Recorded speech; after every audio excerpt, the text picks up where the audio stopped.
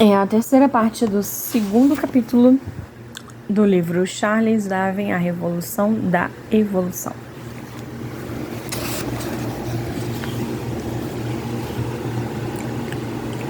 Essa hipótese de que a história da Terra remontava a um passado inimaginavelmente remoto confundiu e perturbou quem estava acostumado a aceitar a história breve do relato bíblico.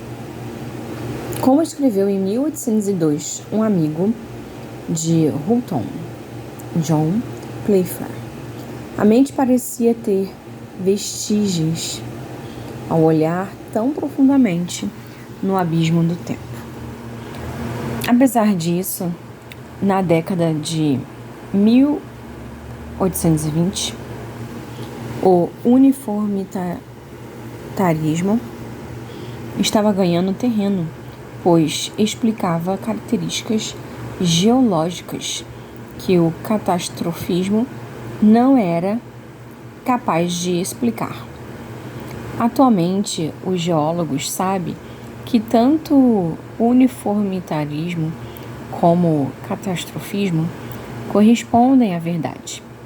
Mudanças geológicas ocorrem lentamente no decorrer de longos períodos.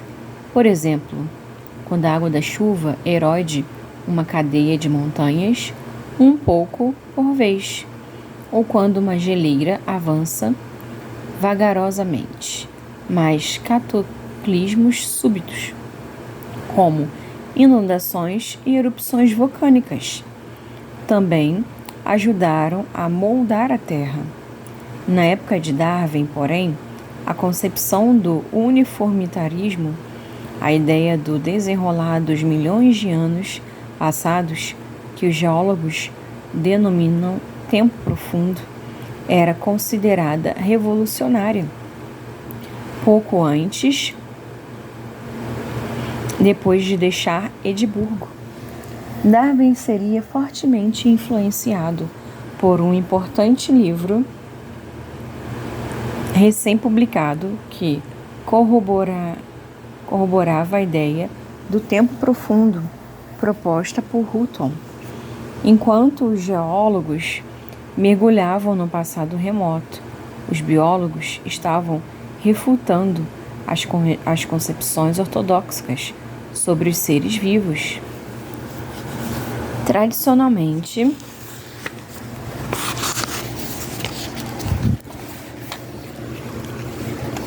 pensava-se que as formas de vida eram fixas e imutáveis. Tanto a religião como a história natural.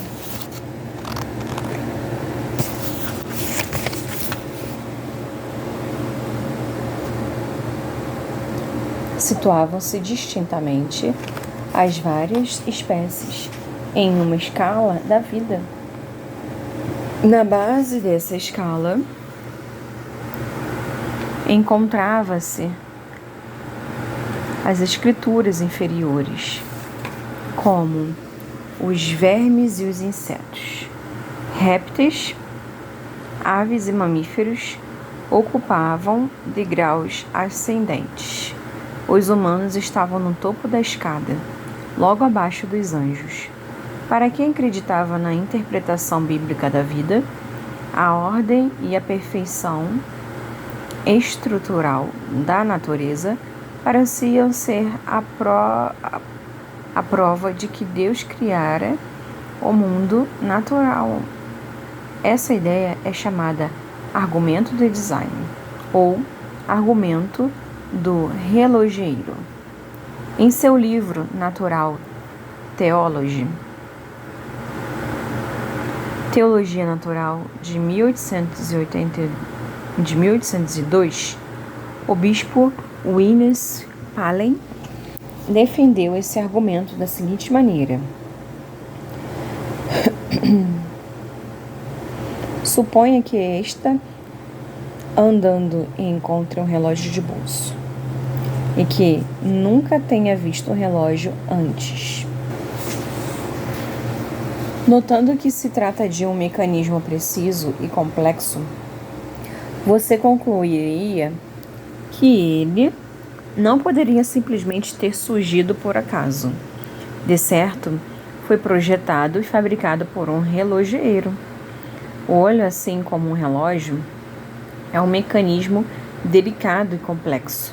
É tão perfeito que também deve ter sido projetado, e quem o projetou foi Deus.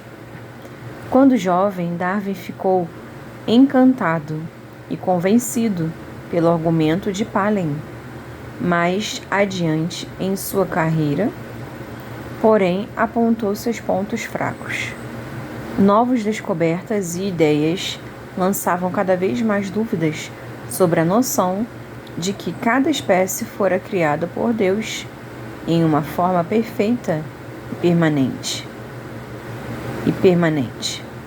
E quanto a espécies extintas, se eram perfeitas, por que desapareceram? E quanto aos novos tipos de plantas e animais que os exploradores estavam descobrindo na África, na Austrália e na América, a Bíblia não os mencionava.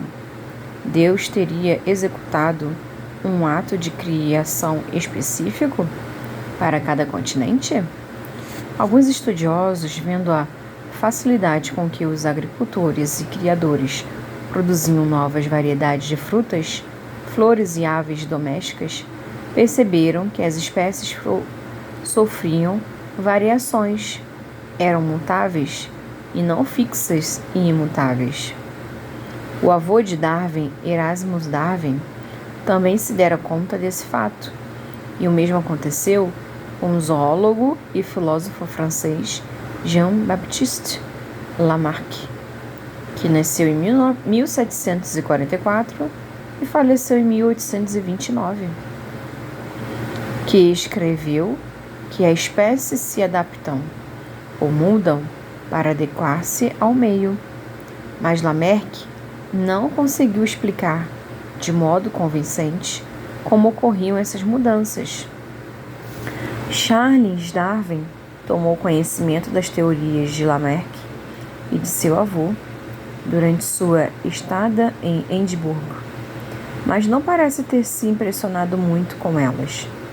Durante toda sua carreira, Darwin garantiu, sem ser de todo convincente, que sua obra não fora influenciada pelos escritores de Erasmus Darwin. Ainda hoje, pesquisadores estudam a relação entre as ideias desses dois homens. O Darwin adolescente estava longe de ser um evolucionista. Em sua autobiografia, Darwin afirmou que a década de 1820 ainda acreditava na verdade escrita e exata de cada palavra da Bíblia. Naquela época, não começara a refletir sobre o quadro geral da vida na Terra. Ainda estava hipnotizado por seus detalhes minúsculos e fascinantes. Passava horas estudando os pássaros empalhados do Museu de História Natural na universidade ou escalando penhascos e montes, furando rochas e tentando entender a geologia da região. Com amigos da Sociedade Pliniana, fez expedições pela costa. Esperavam a maré baixa e percorriam a praia em busca de esponjas, cogumelos do mar e outras pequenas criaturas trazidas pelas profundezas pelas ondas. Às vezes, quando os pescadores saíam com suas traineiras para apanhar ostras, Darwin os acompanhava de cócoras a um convés escorregadio. Vasculhavam o que vinham na rede em busca de lesmas marinhas. Em março de 1827, ele informou orgulhoso a Sociedade Pliniana as várias descobertas que fizera acerca da estrutura de organismos marinhos microscópicos. Darwin passou o verão de 1827 viajando e descansando.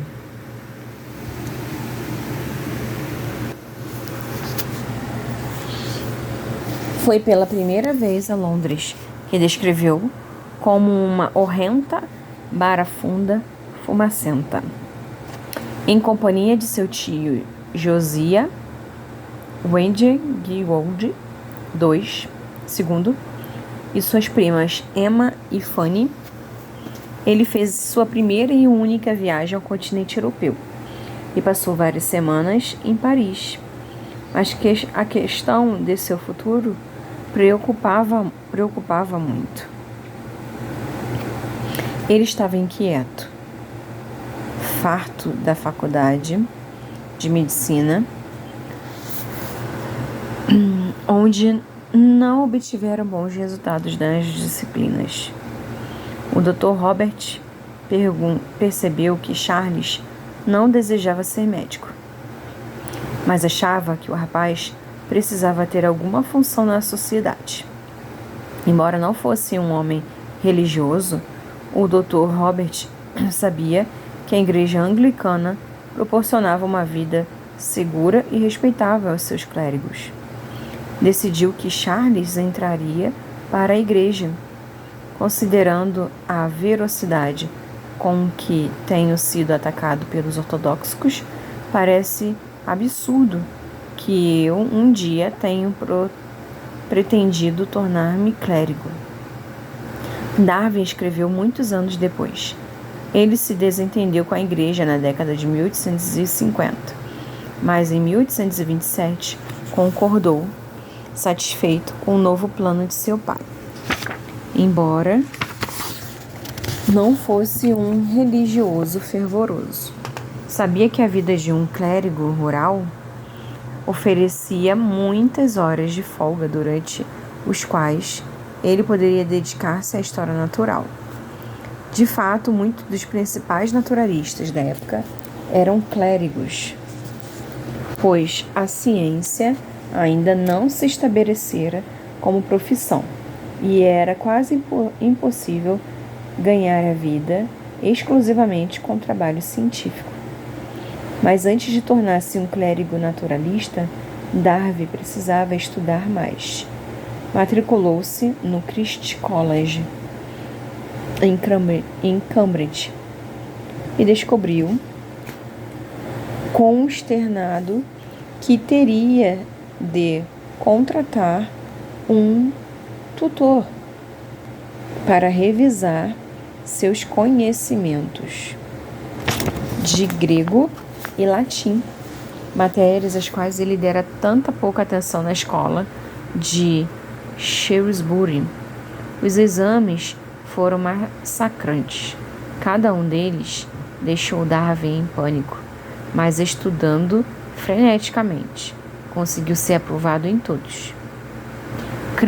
Cambridge oferecia uma vida social animada para um jovem sociável e com dinheiro no bolso. Darwin ligou-se ao que chamava de turma de caça, um grupo de rapazes que gostava de cavalgar e atirar. Tempos depois, relembraria saudoso seus animados jantares festivos, nos quais havia sempre muita cantoria, alegre e carteado. Escreveria meio sem jeito, sem que deveria me envergonhar dos dias e noites gastos daquela maneira. Mas alguns de seus amigos eram companhia extremamente agradável. Estávamos todos de excelente humor, e não tenho como não me lembrar desses momentos com imenso prazer. Os estudos e folguedos não tomavam todo o tempo de Darwin. Seu interesse em história natural tinha agora um novo enfoque: os besouros. Ele e seu primo William Darwin Fox, também estudante do Christ's College, só pensavam em caçar besouros, ou besourar, como eles diziam. Darwin fazia de tudo para conseguir novas espécimes. Pagava a um trabalhador das redondezas para trazer-lhe do rio os besouros d'água que apanhava no fundo dos barcos. mas o despediu, indignado ao saber que o homem fora subornado por um colecionador rival. Ele entregara as melhores espécimes. Em uma dessas saídas para besourar, Darwin encontrou 2 espécimes raros e pegou um em cada mão. De repente, avistou um terceiro. Para não deixar escapar nenhum, enfiou o besouro da mão direita na boca a fim de apanhar o novo espécime. O besouro da boca reagiu, esguiçando lá dentro um líquido amargo, repugnante. Horrorizado, Darwin cuspiu sua vítima e, na confusão, perdeu também o terceiro besouro. Em outra dessas expedições, apanhou um besouro que lhe trouxe melhor sorte. Descobriu-se que era uma espécie até então desconhecida e uma revista científica deu a Darwin crédito por capturar a primeira espécie de que se tinha notícia. Décadas depois, o mundialmente famoso Darwin referiu-se a esse modesto triunfo como um momento de maior orgulho em minha vida. Em Cambridge, Darwin conheceu 2 clérigos cientistas influentes: o botânico John Stevens Henslow e o geólogo Adam Sedgwick. Darwin aprendeu muito sobre plantas e insetos com Henslow. Os 2 passavam tanto tempo em caminhadas pelos campos de Cambridge que Darwin acabou conhecido como o homem que anda com Henslow. Mais tarde, ele diria que sua amizade com Henslow foi a influência mais importante de toda a sua carreira. Sedgwick também ampliou os horizontes intelectuais de Darwin, ensinando-lhes geologia de campo. Darwin impressionava-se com a capacidade de seu amigo para ler nas rochas a história da Terra. Ouvindo Sedgwick, ele subitamente viu a ciência de um novo ângulo. Um cientista não deve limitar-se a registrar fatos. Darwin percebeu, precisa também procurar padrões que tenham algum sentido. Nada antes me levara a perceber plenamente, muito embora eu houvesse lido vários livros científicos, que a tarefa da ciência é agrupar fatos de modo que eles possam ser extraídas leis ou conclusões gerais. Darwin escreveu comentando sobre uma de suas saídas a campo com Sedgwick. Os exames finais de Darwin foram marcados para janeiro de 1831. Ele passou as semanas anteriores consumido pelo estudo e pela ansiedade, mas quando os resultados foram publicados, ficou em 10º lugar em uma turma de 178 estudantes.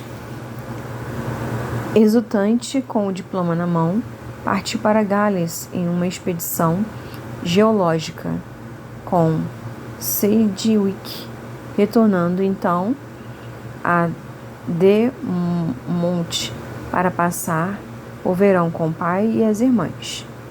Aos 22 anos, Charles Darwin era um moço sadio e vigoroso, com 1,80 m de altura, olhos castanhos, profundamente engastados sob a testa alta e protuberante, cabelos castanhos claros, ralos e curtos, e seguindo a moda, longas e bastas suíças. Homem branco e afável, parecia pronto para ingressar na plácida vida do clérigo de interior. Mas em 29 de agosto de 1831, uma carta mudou o rumo de sua vida. O botânico John Stevens Henslow. As caminhadas que Darwin e Henslow faziam juntos em Cambridge contribuíram para formar as bases da carreira científica de Darwin.